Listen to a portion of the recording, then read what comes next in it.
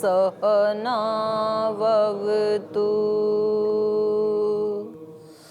सहनौ भुनक्तु सह वीर्यं करवावहै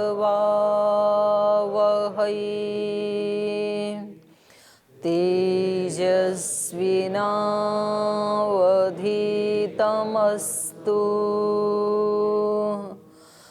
मा विद्विषावहै।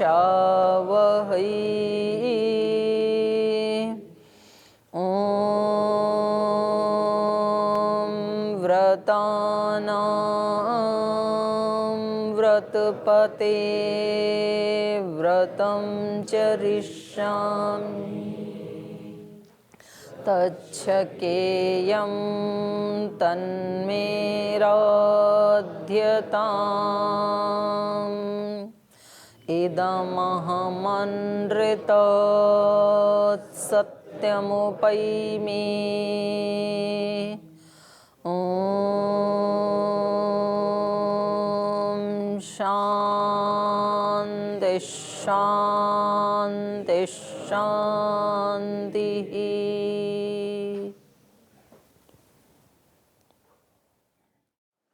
अयोध्या कांड का 33वां सर्ग चल रहा है वाल्मीकि रामायण में।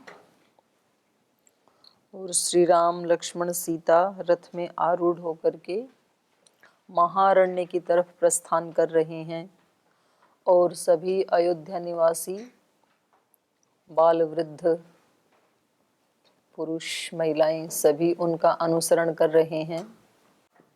और उसी भीड़ में महाराजा दशरथ भी अपनी रानियों सहित श्री राम का अनुकरण करते हुए उनका दर्शन करना चाहते हैं।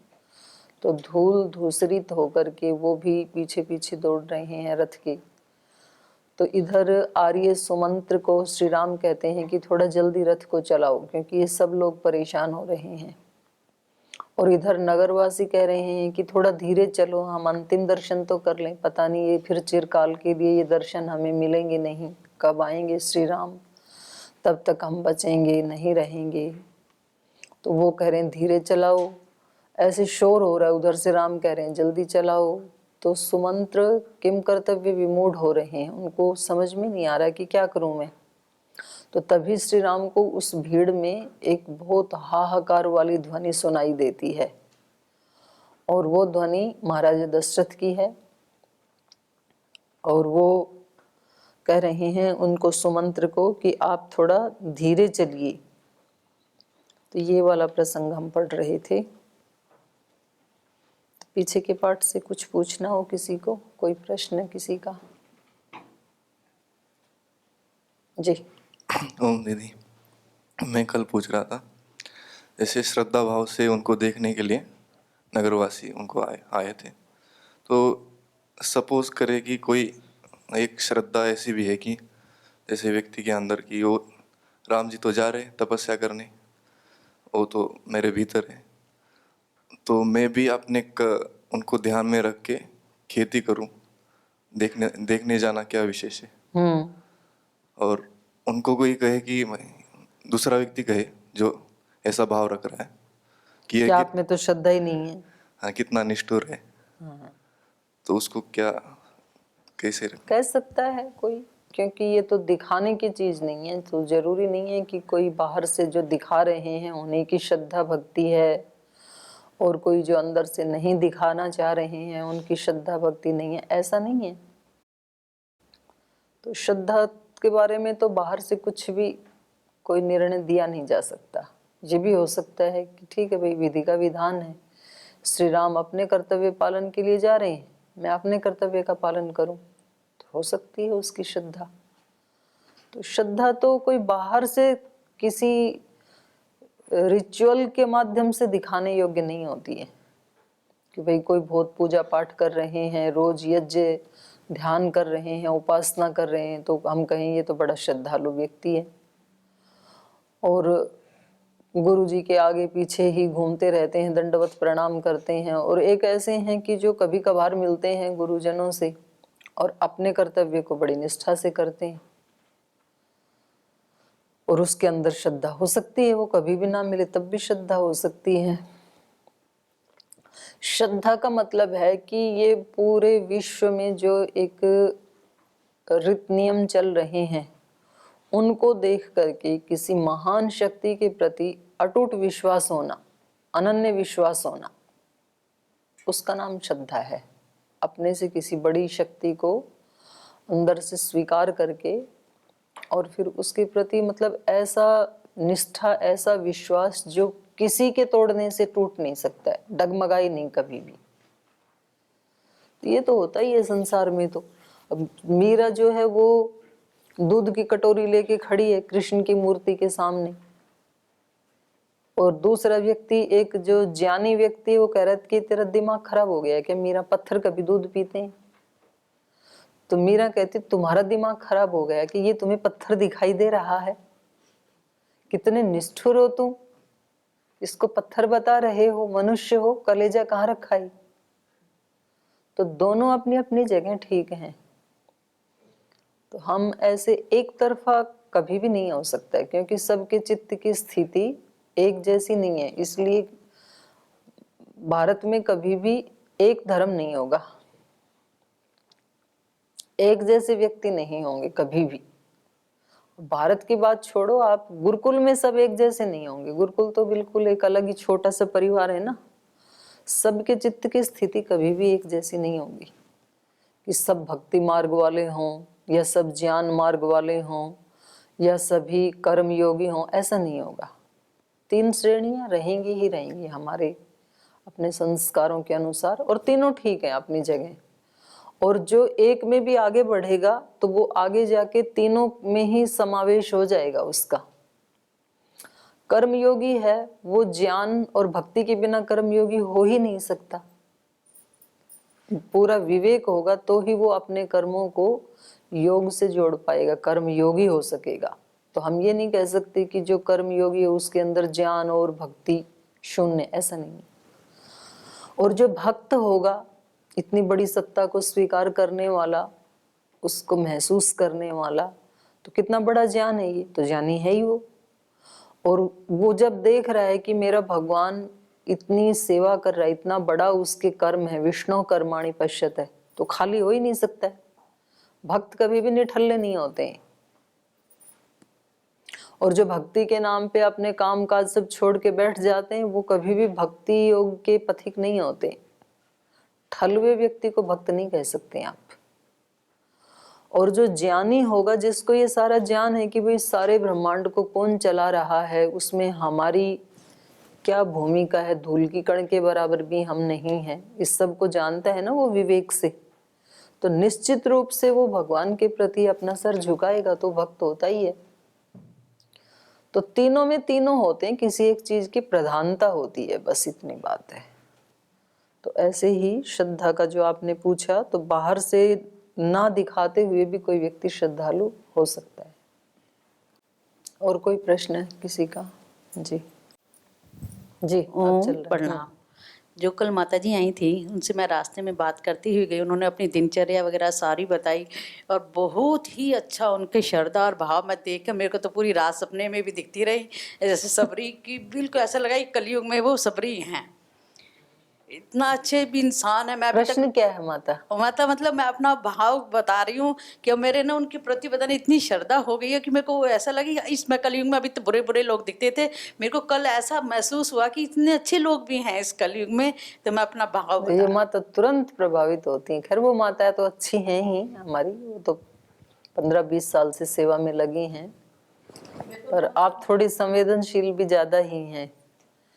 किसी के थोड़े से सुख से या दुख से, अच्छाई या बुराई से जल्दी प्रभावित हो जाती हो माता। आप संवेदनशील हो, आप भी ऐसी ही हो, उनकी जैसी ही हो, तो ठीक, आप भी लगे रहो, आप भी बहुत अच्छी हो। आप भी तो सेवा में लगी रहती हो, सबकी सेवा में।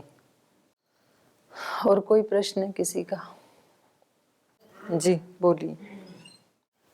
ओम भाई जी, जैसे अभी आपने कहा था कि कोई अपने कर्म को छोड़कर बैठ जाए ध्यान में या कुछ भी, तो ध्यान भी या कुछ ऐसे बैठा है तो वो भी एक कर्म ही है, तो उसको कैसे कह सकते हैं कि वो तो निठल्ला बैठा है। न, मैं तो ये कह रही थी कि जो कुछ भी काम नहीं कर रहा उसको आप ये नहीं कह सकते कि वो भक्त है, ये कहा था मैंने। क्योंकि सामान्य रूप से भक्त की पहचान हम क्या करते हैं?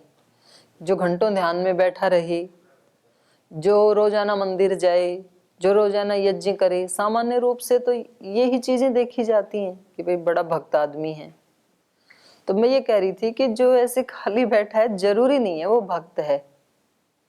हो सकता है कि वो बैठ के अपनी नींद ही ले रहा हो और उसकी भी वो भावना नहीं है कि मैं नींद लूं। भावना तो यही है कि मैं ध्यान करूं। 5 मिनट में नींद में चला जाता है बेचारा और सोया रहता है पूरा आधा पौना घंटे 1 घंटे, और फिर कहता है बहुत अच्छा लग रहा है मेरे को तो आजकल। तो अच्छा तो लगेगा, सोएगा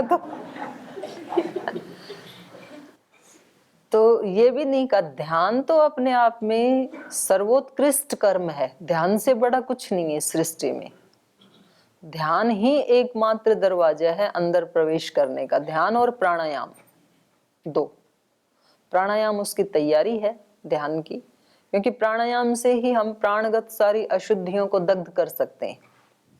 जितनी भी अशुद्धियां हैं ना वो सब प्राण में होती हैं, और प्राण ही फिर अनेक विध अपने आप को विभक्त करके सारी इंद्रियों के माध्यम से काम कर रहा है।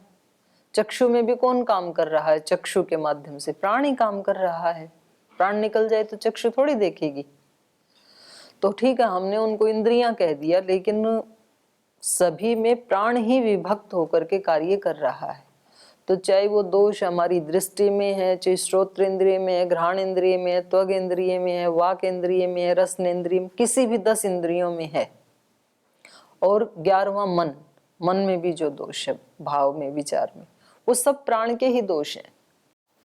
इसलिए महर्षि पतंजलि जी ने एक ही उपाय बता दिया, प्राणायाम परमम तपः ततः क्षीयते प्रकाशावरणम। प्रकाश तो आत्मा है, और उसके आवरण के रूप में जिस भी इंद्रिय में जहां भी अशुद्धि है वो प्राणायाम से दूर हो जाती, शुद्ध हो जाती। प्राण शुद्ध हुआ मतलब 11 की 11 इंद्रियां शुद्ध होती हैं फिर प्राण से। तो इसलिए उसकी इतनी महिमा है। और अभी तो मौसम भी इतना अच्छा चल रहा है, तो गुरुकुल के सन्यासी ब्रह्मचारियों को कम से कम 1-1.5 घंटा प्राणायाम करना चाहिए, 1-1 घंटा दोनों समय कम से कम। और फिर आप देखो क्या चमत्कार होता है आपके जीवन में। बिना ब्रेक के आप 1 महीना 1-1 घंटा प्राणायाम करो, दोनों टाइम। व्यायाम से भी ज्यादा बड़ी चीज है प्राणायाम। तो एक तो प्राणायाम उसका साधन है, और प्राणायाम करते करते जैसे ही अशुद्धि हटेगी इंद्रियों की, बाहर जाना बंद करेंगी इंद्रियां, तो अंदर जाएंगी। उसी का नाम ध्यान है। देश बंधस चित्तस्य धारणा तत्र प्रत्येकतानता। तो ये अगर कोई ये कर रहा है बैठ करके, तो ये तो सबसे महान कर्म है। इसको मैं अकर्म या निठल्ला नहीं कह रही हूँ। और यदि वो ऐसा बेचारे का प्रवेश भी नहीं हो रहा है अंदर, और या तो सो रहा है या तो दुनिया भर की उधेड़ बुन कर रहा है, चिंताएं कर रहा है, चिंतन कर रहा है। कभी कभी तो बैठ करके व्यक्ति ये ही सोच रहा है, देखो ये चारों तरफ लोग कैसे सरपट सरपट के दौड़ रहे हैं, कितनी आवाजें कर रहे हैं चारों तरफ। देखो इनको नालायकों को ये भी नहीं पता है कि ये ध्यान का समय है, मैं ध्यान कर रहा हूँ। तो खुद तो नहीं करते तो कम से कम मेरे को तो करने दें। कितनी जोर से दरवाजा खोल रहे हैं, कितनी जोर जोर से इनकी पदचाप आ रही है। तो ये सब चल रहा है, तो ध्यान कहाँ है? ध्यान नहीं है ये तो फिर। तो ऐसी अवस्था में व्यक्ति क्या करे? तो भाई या तो आप फिर उस समय ध्यान करो जब सब सो रहे हैं, या निशा सर्वभूतानां तस्याम जागृति संयमी, या थोड़ा सुबह जल्दी उठ के करो, क्योंकि आप सबको चुप तो कर नहीं सकते हैं, और उनको चुप करने की टेंशन में आपका दिमाग और तनाव से युक्त हो जाएगा। तो उपाय ये है, या फिर उनसे थोड़ा निवेदन कर लें, या फिर अपने ही मन को निवेदन कर दें कि भाई वो अपना काम कर रहे हैं, मैं अपना काम करूं। जैसे पक्षी चहकते हैं ध्यान करने वाले के साथ आसपास, तो उसको कोई दिक्कत नहीं है, अच्छा ही लगता है। बल्कि अगर उसके आसपास हवा चल रही है कोई दिक्कत नहीं है, पर कोई मनुष्य यदि शोर करे तो उसको दिक्कत है। तो क्योंकि हमने अपनी मेंटेलिटी ये बना ली कि वो ध्वनि तो मेरे को स्वीकार है, पक्षी वाली, उसमें मुझे कोई दिक्कत नहीं है, और मनुष्य वाली मुझे स्वीकार नहीं है, तो फिर दिक्कत होती है। तो ये भी कर सकता है व्यक्ति कि भाई मुझे मनुष्य वाली भी स्वीकार है।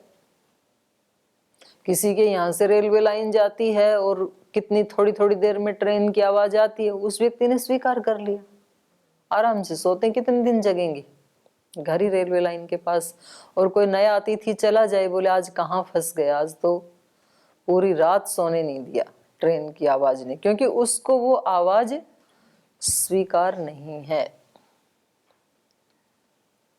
उसमें आता है ना सांख्य दर्शन के 4th अध्याय में कि कोई व्यक्ति कहीं विदेश से आया, कहीं उसमें ठहर गया धर्मशाला में, और पास के बाजू वाले कमरे में एक बच्चा रात भर रोता रहा। तो जब वो बिल्कुल ही 2, 3, 4 बजे तक चुप ही नहीं हुआ और उसकी माँ उसको चुप कराती जा रही, उसको समझाती, तो उसने कहा कौन कमबख्त नजदीक आके रुक गई, पता नहीं, सारी रात खराब कर दी। आखिर उससे रहा नहीं गया तो वो चला ही गया उस कमरे में। बोले थोड़े अपने बच्चे को संभाल के नहीं रख सकती हो? और फिर उसने बत्ती जलाई, उसकी माँ ने, उसने देखा, रे ये तो मेरा ही पति है। उसने कहा तुम? बोले हाँ, ये आपका ही बच्चा है, ये बीमार है रात से। तो फिर वो उस बच्चे के प्रति उसकी इतनी सिंपैथी होगी जो गुस्से से भर के आया था, और वो फिर वो खर्राटे, उसका चिल्लाना उसको कुछ भी कष्ट नहीं दे रहा। कोई अनजान व्यक्ति खर्राटे मारता है रात को, तो पास वाले की क्या हालत होती है? आप में मारते होंगे कोई एक आधे, इसलिए हंस रहे हो। अब जिनके घर में अभी एक माता जी आई थी कर्नाटक से, हमारे मंजुनाथ जी, आप में से कुछ जानते होंगे, वो इतनी तेज खर्राटे मारते हैं, अब तो ठीक हो गए उनके। तो मैंने उससे माता से पूछा, मैंने कहा आप उस कमरे में माता जी सो कैसे जाती हो, इतने तेज खर्राटे आते हैं? तो बोले दिक्कत तब होती है जब ये कहीं बाहर चले जाते हैं 1-2 दिन खर्राटे नहीं सुनते हैं, तब नींद नहीं आती है। मतलब खर्राटे एक म्यूजिक हो गया उसके लिए लोरी का काम करते हैं। तो खर्राटा दूसरा मारे तो दिक्कत होती है। अपना कोई संबंधी ऐसा हो जो 5-6 दिन से सोया ही नहीं है, बीमार है, और आप उसको हॉस्पिटल में लेके गई, और अब उस व्यक्ति को वहां आ गई नींद, शिरोधारा किया, जो भी किया होगा, और वो खर्राटे मार रहा है, तो वो खर्राटे आपको कैसे सुहाएंगे? कितने अच्छे लगते हैं ना, आपको लगता है हाँ कितनी गहरी नींद सो गया ये 6 दिन के बाद। तो कोई दूसरा मारे तो ये सब हमारे मन के ही वो है। हम किस चीज को स्वीकार कर लेते हैं तो कोई दिक्कत नहीं, स्वीकार नहीं करते हैं दिक्कत ही दिक्कत है। एक दिन मैं अपने MA प्रथम वर्ष के विद्यार्थियों से चर्चा कर रही थी। मैंने कहा देखो, हम जड़ जगत में तो स्वीकार कर लेते हैं, जैसे नीम कड़वा है, गन्ना मीठा है, आम खट्टा मीठा है, और एक ही खेत में लगे हैं सारे, एक ही किसान, एक ही पानी देने वाला। तो वो किसान कभी अपने मन में टेंशन लेता है क्या कि मेरा ही खेत, एक ही जैसा पानी, एक ही जैसी संभाल करता हूँ, फिर ये इतना कड़वा क्यों है और ये इतना मीठा क्यों है? ऐसा उसको नहीं होता ना, कभी भी, हमें भी नहीं होता। तो हम स्वीकार कर लेते हैं जैसा है वैसे को, लेकिन मनुष्यों में हम स्वीकार नहीं करते हैं। हम कहते हैं ये तो सुबह सुबह उठता है, ये ब्रह्मचारी अपनी सब दिनचर्या करता है, अच्छे से पढ़ाई करता है, आज्ञाकारी है, और दूसरा बिल्कुल उसके उल्टा है। तो उस उल्टे वाले को हम स्वीकार नहीं कर पाते हैं। तो फिर बाद में मैंने चिंतन किया कि हम ऐसा करते क्यों हैं, कि हम सभी ऐसे करते हैं, तो ऐसा हम क्यों करते हैं? क्योंकि मेरे शिष्य ने तो कसम खा रखी है कि हम तो चिंतन करेंगे नहीं, आप जो बोलो सत्यवर्धन महाराज। तो फिर अपने पढ़ाई का मैं खुद ही चिंतन करती हूँ कि आप नहीं पूछते हो, तो फिर मैं ही पूछती हूँ अपने से प्रश्न। तो फिर मैंने चिंतन किया कि ये तो बल हम भी करते हैं ना, कि हम स्वीकार नहीं करते हैं, और वहां हम स्वीकार कर लेते हैं। शेर को शेर के रूप में, गाय को गाय के रूप में, नीम को नीम के रूप में, गन्ने को गन्ने के रूप में। मनुष्यों को फिर हम क्यों नहीं करते? तो उसका उत्तर फिर मेरे को ये मिला कि भाई वहां तो पॉसिबिलिटी नहीं है, नीम में तो मीठा होने की संभावना ही नहीं है, क्योंकि वो उसका स्वरूप है। तो जो जिसका स्वरूप है वो हमें स्वीकार करना ही चाहिए, कर ही लेते हैं, करना ही पड़ेगा। पर इस मनुष्य में तो संभावनाएं हैं, क्योंकि स्वरूप से ये मनुष्य कैसा है? निर्दोष है, ये पवित्र है ये। तो इसलिए हम कहीं ना कहीं गहरे में ये अपेक्षा करते हैं कि ये अपने स्वरूप में जिए, जो इसका आत्म स्वरूप है। तो इसलिए वहां पर स्वीकृति नहीं बनती है फिर हमारी। तो ऐसे ही ध्यान करने वाला व्यक्ति ये सोच ले कि भाई मैं तो अपना काम कर रहा हूं, ध्यान कर रहा हूं, और शोर मचाने वाला अपना काम कर रहा है, तो फिर उसका ध्यान लग जाएगा, स्वीकार करते ही लग जाएगा फिर। तो ध्यान की मैं बिल्कुल भी निंदा नहीं कर रही हूँ, उपेक्षा भी नहीं कर रही हूँ। ध्यान तो सर्वश्रेष्ठ कर्म है, और ध्यान ही एकमात्र साधन है, और कोई साधन नहीं है। हम कितनी भी पुस्तकें भी पढ़ लें, ज्ञान सुन लें, लिख लें, कुछ भी कर लें, ध्यान के अलावा और कोई रास्ता नहीं है। नान्या पंथा विद्यते अनाय। तो वो महर्षि पतंजलि जी का जो अष्टांग योग है उसका कोई तोड़ नहीं है, धरती के ऊपर भी, देश में तो क्या, चाहे कोई किसी भी मत पंथ संप्रदाय को स्वीकार करके चल रहा हो, ध्यान में तो उतरना पड़ेगा सबको, तो उसकी निंदा नहीं है। तो जो ब्रह्मचारी जी आपने पूछा कि आप उसको अकर्म मानती हैं, ऐसा नहीं मानती हूं मैं कि वो कुछ नहीं कर रहा है, पर हर बैठने वाला ध्यान ही कर रहा है ये भी आवश्यक नहीं है, ये मेरा कहना था। जी, एक और प्रश्न था कि श्रद्धा यदि है तो दिखेगी या नहीं दिखेगी? कुछ अंश में दिखेगी, लेकिन संपूर्ण रूप से नहीं दिखेगी, क्योंकि देखने वाले के पास भी आंख होनी चाहिए, पहली बात तो ये है। तो कोई श्रद्धालु व्यक्ति है तो कुछ उसके कर्मों से हम अनुमान लगा लेंगे, लेकिन अगर आप बहुत छिछले स्तर पर अनुमान लगाने वाले, देखने वाले और दृष्टा हैं, आपका अपना कोई अनुभव नहीं है कि श्रद्धा क्या होती है, तो आप धोखा भी खा सकते हैं। किसी एक व्यक्ति ने बताया, बोले जी मैं पाकिस्तान में उसका काम करता था, ये पुलिस में क्या होते हैं, गुप्तचर का। बोले मैं वहाँ 20 साल सन्यासी बन करके रहा, दाढ़ी बढ़ा के, लाल कपड़े पहन के, और पूरी श्रद्धा भक्ति से। बोले बहुत लोग जो है ना मेरे वो बन गए थे अनुयायी। तो बोले मेरे को फिर कंफ्यूजन हो गया कि भाई मैं इसी वेश में साधु ही बन जाऊं या गुप्तचर रहूं। तो बोले बाद में ना किसी ने मेरे बॉस को बताया कि वो तो प्रतिष्ठित हो गए वहां पे, वो गए आपके काम से। तो फिर बोले उन्होंने मेरे को फोन किया और उन्होंने फिर मेरे अंदर वो ही वीरता के, पराक्रम के संस्कार जगाए। तब कहीं मैं जा करके फिर वहां की सारी वो सूचनाएं लेके उधर आके उनको दी और उसको छोड़ा। तो ऐसे भी हो सकता है।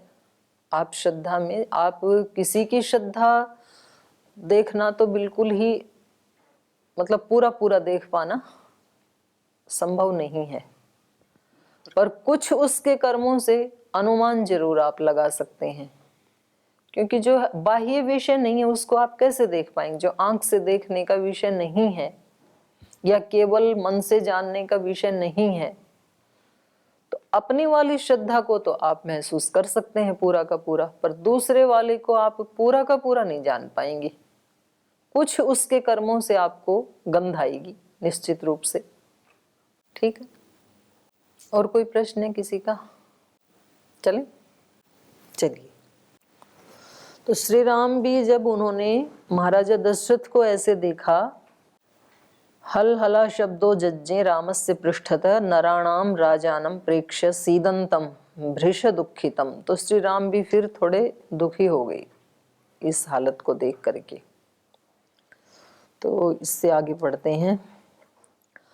अन्वीक्षमाणो रामस्तु विषण्णं भ्रान्तचेतसं राजानं मातरं चैव ददर्शानुगतौ पथि पदातिनौ च यानार्हौ दुःखार्हौ सुखोचितौ दृष्ट्वा सञ्चोदयामास शीघ्रं याहीति सारथिं तिष्ठेति राजा चुक्रोश याहि याहीति राघवः सुमंत्रस्य बभूवात्मा चक्रयोरिव चांतरा।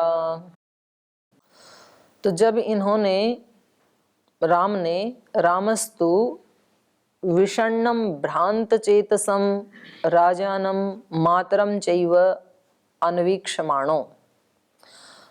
श्री राम ने भ्रांत चित्त वाले, माने चित्त स्थिर नहीं है जिनका, ऐसे विषण्णम बहुत दीन दुखी दयनीय स्थिति से युक्त, राजानम मातरम चैव, राजा को देखा, महाराजा दशरथ को देखा, और मातरम चैव, और पीछे पीछे माताएं भी आई रही थी तो माताओं को भी देखा। अन्वीक्षमाण, तो उनको देखते हुए, अन्वीक्षमाणः ददर्शानुगतौ पथि, क्योंकि ये सब राजा प्रजाजन माताएं ये सब कैसे हैं, अन्वीक्षमाण, राम को देखना चाहते हैं।